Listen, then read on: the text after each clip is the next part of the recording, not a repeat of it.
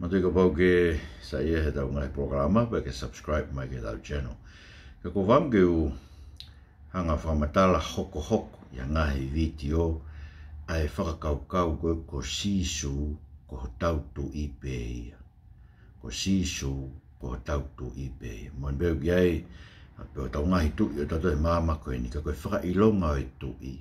Ko tau tahaya o kune mawhai, kune ao niu, kune pure, ke mea ko tau pe tau tu i tonga ko e kune pure i mea ko tau pe. Nei aho nei whinangaro ia ke veteke pure anga. Si wao e mawhai ho tau tu i ke ai. Wanoa ia sisu ko tu i a ngahi tu i.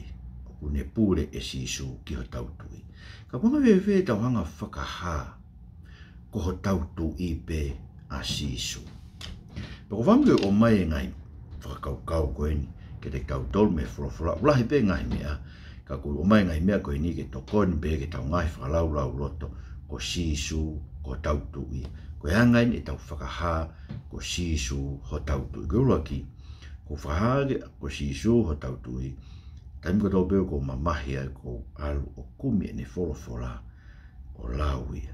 Koe hui e koe ne whulawhula pe e mao me ai ha whakanonga ma whawhia maari e ke o ngai mamahi anga. Maui ngā pita koe whulawhula ia o tua ku whaia ai sea vai ni manoa pa koe ves wha pe ko atuna i Sihova ko ne omi ke te au ai e relo o e tamako.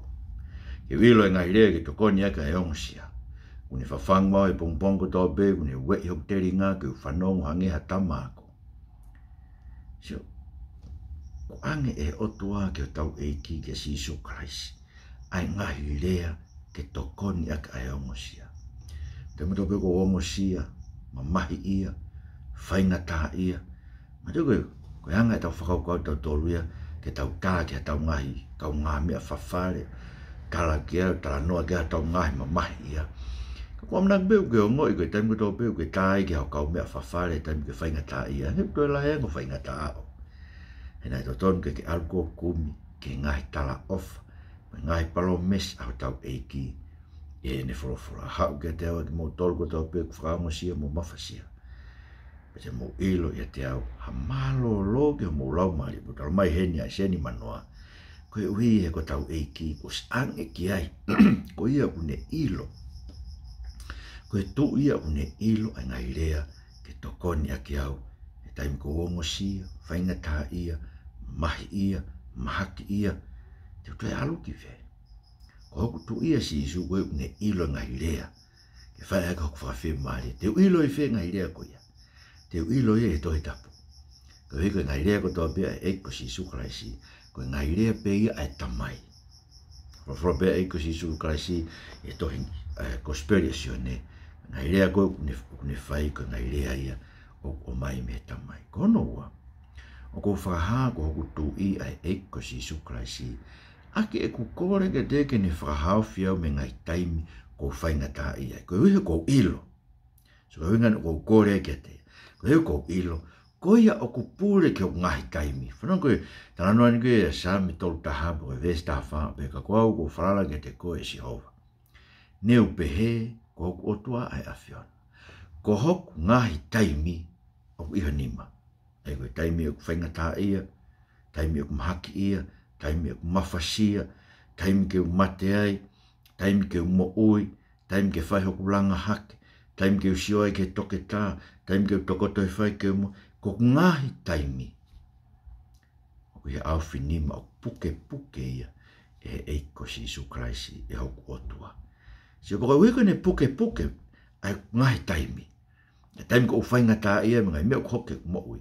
Ko mea ko ala kore ke hamusi au me ni mau ngai whiri. Hamusi au me ngai whaingata, hamusi au me ngai whakatanga, hamusi au me ngai